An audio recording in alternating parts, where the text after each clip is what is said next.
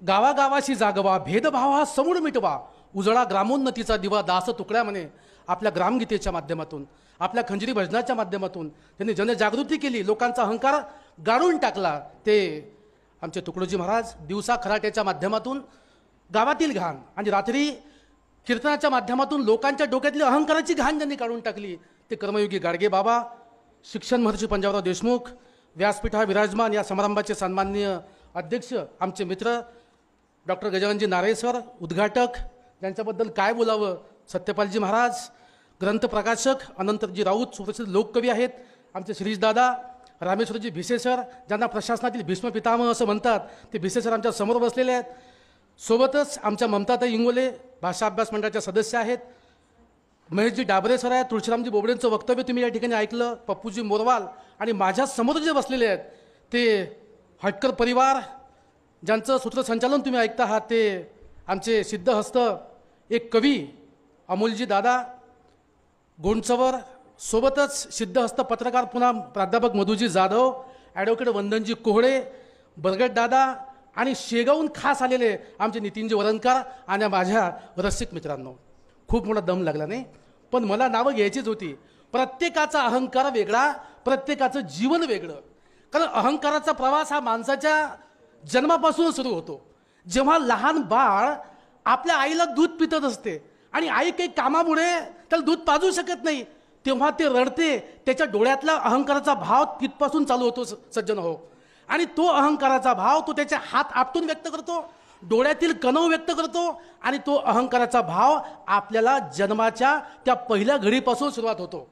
आणि हा अहंकाराचा प्रवास जेव्हा माणसाच्या जीवनाची सुरुवात तिथून होते, पुढच्या काळामध्ये आपण जेव्हा जातो, लहानपण असते, आमची चॉकलेटची गोळी आम्ही घेतो, आमची ताई आमच्या घरामध्ये असते, पण मला मोठा वाटा मिळाला पाहिजे असा जेव्हा भावाचा दावा असतो, तेव्हा तो सुद्धा अहंकार व्यक्त करतो, हे सुद्धा आपण लक्षात घेतलं पाहिजे. पण ती आमची छोटीशी बहीण, ती मुक्ताई असेल, ती घरातली ताई असेल, ती छोटा वाटा घेते, त्या ठिकाणी अहंकाराचा त्याग आहे. मला असं वाटते छोटीशी चॉकलेटची गोळी अहंकाराचा त्याग लहान वाटा घेऊन स्वीकारते. पण आपल्यासारखी माणसं, जाणती माणसं, जेव्हा अहंकार येतो तेव्हा मोठमोठी माणसं सुद्धा त्या अहंकाराला बळी पडतात, हे या पुस्तकातून सिद्ध केलेलं आहे. मला तुम्हाला सांगितलं पाहिजे की जेव्हा अहंकाराचा विषय निघतो तेव्हा आमचे तुकोबराय सांगतात की माणसाच्या जीवनामध्ये अहंकाराचा वारा न लागो राजसा, अहंकाराचा वारा कोणालाही लागू नको असे नामदेव महाराज सांगतात. आणि तुकाराम महाराज तर साक्षात सांगतात की अहंकार आला तो वाया गेला, आणि अहंकार गेला तो देव झाला. ज्याचा अहंकार गेला त्याचा हा माणसापासूनचा तर देवत्वापर्यंतचा प्रवास सुरू होतो, आणि तोच माणसाचा प्रवास देवत्वाकडे जो निघाला तो या अहम शून्य पुस्तकामध्ये आदरणीय अमोलजी गोंडचं, आदरणीय हटकरजी, प्रवीणजी हटकर यांनी मांडलेला आहे, असं सुद्धा मला तुम्हाला सांगितलं पाहिजे. मी तुम्हाला पुढे जाऊन सांगेल की आशय आणि अभिव्यक्तीच्या बाबतीमध्ये एका विषयाला धरून लिहिणं सज्जन हो खूप कठीण काम असते. कविता संग्रहामध्ये आपण जेव्हा लिहितो तेव्हा वेगवेगळे विषय हाताळत असतो, त्या वेगवेगळ्या विषयाची उंची वेगळी असते, त्याचा गर्भित अर्थ वेगळा असतो.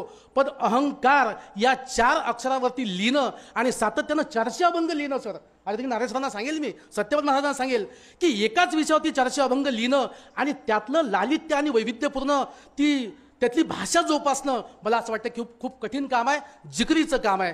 ते अत्यंत जिकरीचं काम प्रवीणजी हटकर यांनी केलेलं आहे, असं सुद्धा मी या निमित्तानं तुम्हाला सांगतो. मी पुढे जाऊन तुम्हाला सांगेल की दंभ अहंकार मान ही तर शुक्राची विष्ठा जाणं, असं संत साहित्य सांगते की त्या शुक्राच्या विष्ठेप्रमाणे हा अहंकार दंभ आहे. पण हा दंभ आणि अहंकार भल्यांना गाडता येत नाही सज्जन हो.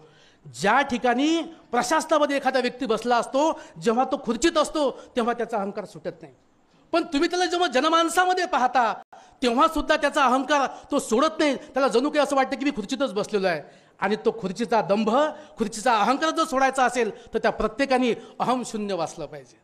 आणि या अहम शून्य पुस्तकाचं मला असं वाटते की मुखपृष्ठ जर आपण पाहिलं तर सांगते की मी अहंकाराला कवटाळलेला आहे. मुखपृष्ठ आपल्याला सांगते, पहा तुम्ही, ज्यानं अहंकार कवटाळून ठेवला त्याच्या डोक्यावरती त्याचा स्वाभिमान, त्याचा अभिमान, स्वाभिमान म्हणणार नाही मी, अभिमान नाचताना दिसतोय, चालताना दिसतोय, आणि तो मानसिक चक्रव्यूहामध्ये अडकलेला आहे. तशी गर्ता, तशी गोल आपल्याला वर्तुळं दाखवलेली आहेत.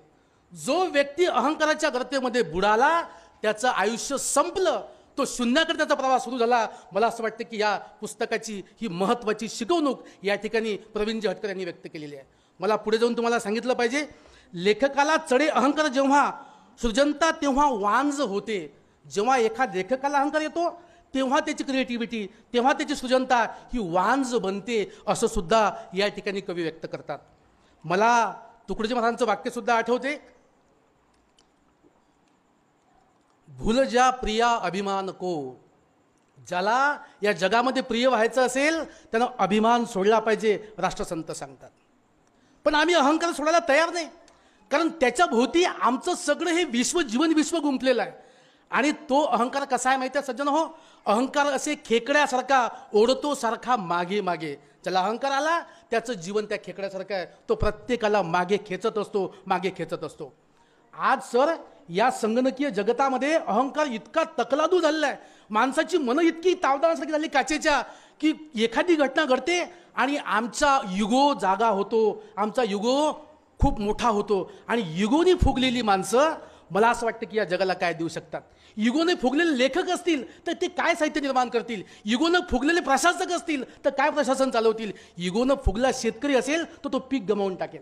आदरणीय सूत्रसंचालकांनी एक शेर या ठिकाणी सांगितला, मला सुद्धा तो एक आठवला. मी शेतकऱ्याशी जेव्हा चर्चा करत होतो, मी त्यांना विचारलं, का हो काय म्हणते पीक पाणी, त्याचा युगो पाहतो काय सांगतो. तो म्हणजे सर तुम्हाला काय सांगावं आम्ही, आमच्या पिकाची स्थिती आज अशी आहे की हमको तो सोयाबीन दे मारा, हमको तो सोयाबीन दे मारा, पराठी में कहा दम था, फिर हमने हरभरा पेरा तो वहां पाणी कम था.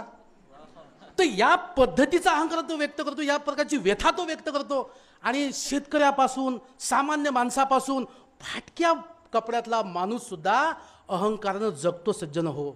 आणि हा अहंकार, दंभ, हे जे षड्रिपू आहे, या षड्रिपूमधला सर्वात महत्त्वाचा घटक कोणता असेल तो तो अहंकार आहे.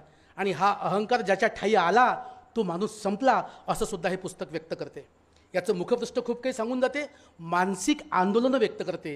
आणि ज्या ठिकाणी सायकोलॉजिकल इम्पॅक्ट एखादं पुस्तक व्यक्त करते तेव्हा ती मानसिक प्रक्रिया बदलण्याचं काम तो ग्रंथ करत असतो. मला असं वाटतं की त्या चाकोरीमध्ये हे बसलेलं पुस्तक आहे. मी पुढे जाऊन तुम्हाला असं सांगेल की हाच ग्रंथ पुढच्या काळामध्ये येणाऱ्या पुढच्या पिढ्यांना सांगत राहील की बाबा रे, तुला चांगलं जीवन जगायचं आहे, तुला साध्या पद्धतीनं जीवन जगायचं आहे, तुला जनमानसामध्ये लोकप्रिय व्हायचं आहे, तुला सिद्ध व्हायचं आहे तुझ्या आयुष्यामध्ये, तर फक्त एकच काम कर, अहंकार सोड. आणि हा अहंकार सोडण्याचा जो प्रवास असेल तो अहम शून्यपासून चालू होतो मला असं वाटते. आणि हे अहम शून्य पुस्तक म्हणूनच प्रत्येकाने वाचावं असं सुद्धा मी आवाहन करेन.